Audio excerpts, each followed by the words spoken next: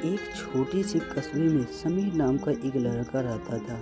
बचपन में ही पिता की मृत्यु हो जाने के कारण परिवार की आर्थिक स्थिति बड़ी दयनीय थी। समीर की माँ कुछ पढ़ी लिखी जरूर थी, लेकिन उतनी पढ़ाई से नौकरी कहाँ मिलने वाली थी। सो घर बर्तन मांझ कर और सिलाई बुनाई काम करके किसी तरह अपने बच्चों को पढ़ा लिखा रहे थे। समीर स्वभाव से थोड़ा शर्मीला था और अक्सर चुपचाप बैठा रहता था। एक दिन जब वह स्कूल से लौटा तो उसके हाथ में एक लिफाफा था। उसने माँ को लिफाफा पकड़ाते हुए कहा, माँ, मास्टर साहब ने तुम्हारे लिए चिट्ठी भेजी है, जरा देखो तो इसमें क्या लिखा है। माँ ने मन ही मन चिट्ठी पढ़ी और मुस्कुराकर बोली, बेटा, इसमें लिखा है कि आपका बेटा काफ़ी होशियार है।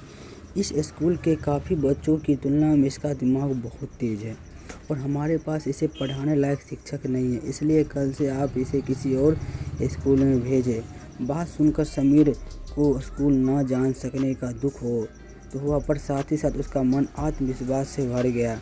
वो कुछ खास है और उसकी बुद्धि तीव्र है।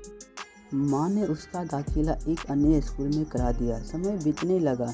समीर ने खूब मेहनत से पढ़ाई की और आगे चलकर उसने सिविल सर्विस जैसी परीक्षा भी पास की और आईएएस ऑफिसर बन गया।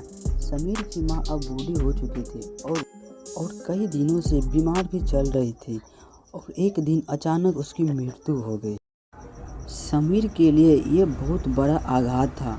वह बिलख बिलख कर रो पड़ा। उसे समझ नहीं आ रहा था कि अब अपनी माँ के बिना वो कैसे जिएगा। रोते रोते ही उसने माँ की पुरानी अलमारी खोली और हाथ में उनकी माला, चश्मा और अन्य वस्तुएं लेकर चूमने लगे।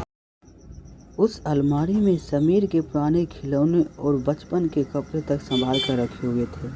समीर एक एक कर सारी चीज़ें निकालने लगे और तभी उसकी नज़र एक पुरानी चिट्ठी पर पड़ी। दरअसल वे वही चिट्ठी थी जो मास्टर साहब ने उसे 18 साल पहले दी थी। नम आंखों से समीर उसे पढ़ने लगा। आदरणीय भव्य, आपको बताते हुए यह अफसोस हो रहा है कि आपका बेटा समीर पढ़ाई में बेहद कमज़ोर है और खेलकूद में भी भाग नहीं लेता। जान पड़ता है कि और उनके हिसाब से समीर की बुद्धि विकसित नहीं हो पा रही, अतः हम इसे अपने विद्यालय में पढ़ाने में असमर्थ।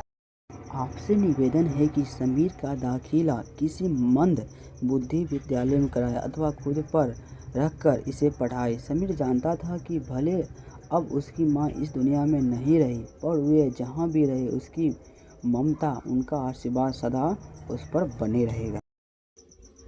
इसलिए उसने माँ बनाई। माँ से बढ़कर त्याग और तपस्या की मूरत वाला और कौन हो सकता। हम पढ़ लिख ले, बड़े कर कुछ बन जाए, इसके लिए तो चुपचाप ना जाने कितनी कुर्बानियाँ देती है। अपनी ज़रूरतें मारकर हमारे शौक़ पूरा कर सकती है।